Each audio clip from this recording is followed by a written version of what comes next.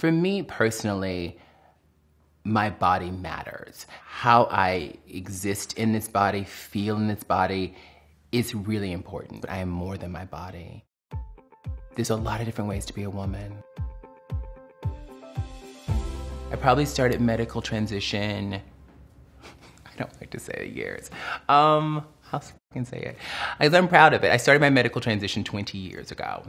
I've been very reluctant to talk about the details of my medical transition because historically, when folks have talked with and about trans folks almost always exclusively focus on transition, surgery, what procedures did you have? And I fundamentally feel that those kinds of conversations objectify trans people. And we have begun to insist that our identities, that ourselves exist beyond our bodies, beyond surgery, beyond genitalia. I've had to medically transition so that the world can see my spirit, the spirit that I have inside me.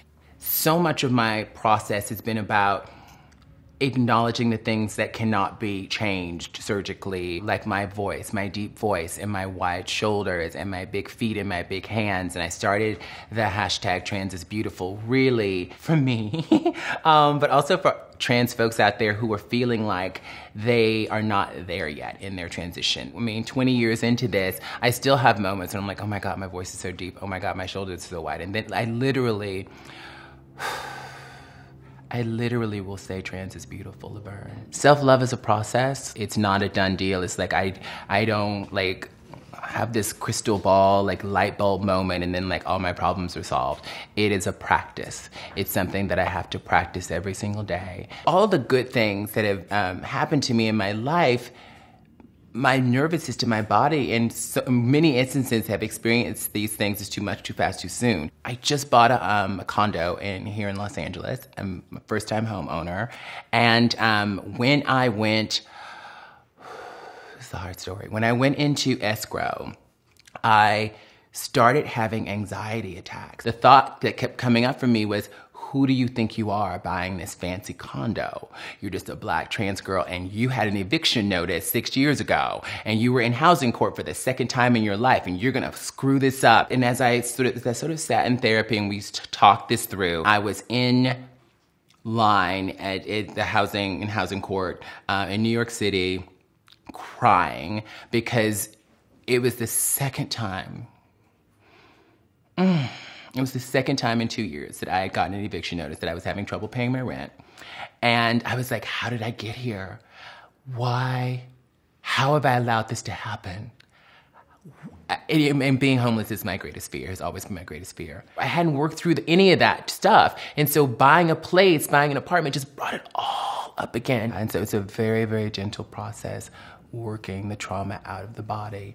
And some things I'm not ready to fully deal with yet. The body can experience good things as trauma just as much as it can experience bad things as trauma. I've often found myself overwhelmed. It's been very unusual for me being with a man who's available emotionally and physically. And being in a relationship, I have a boyfriend, and it's the first monogamous relationship I've been in over a decade. It's really, really healing to be in a space with someone who loves my body, but also loves the person attached to it. I've been with a lot of men who have loved my body, right? And who have, sexually objectified me, but they weren't able to see the rest of me. For many years, I didn't think I had value beyond that. Can you imagine? I mean, I to be honest, I sit here as myself now, in my power. I'm a smart chick. I'm kind of cute. I'm very talented. And I had the nerve to accept from men that all I was good for was sex. I had the nerve, and a lot of that was because I was trans, and I was like, I'm trans, and so this is all I'm gonna get. So I need to make the most of it. And I had to begin to think differently about myself. And that's part of what Trans is Beautiful was about for me too. Making peace with the fact that some people are gonna see a trans person, and that this does not mean that I'm a failure. It does not mean that I'm ugly. It does not mean that I should just go and die in a corner. That means that I'm a trans person and people can see that. And it's been a process over the past 20 years to be the woman sitting before you today who feels pretty good about herself.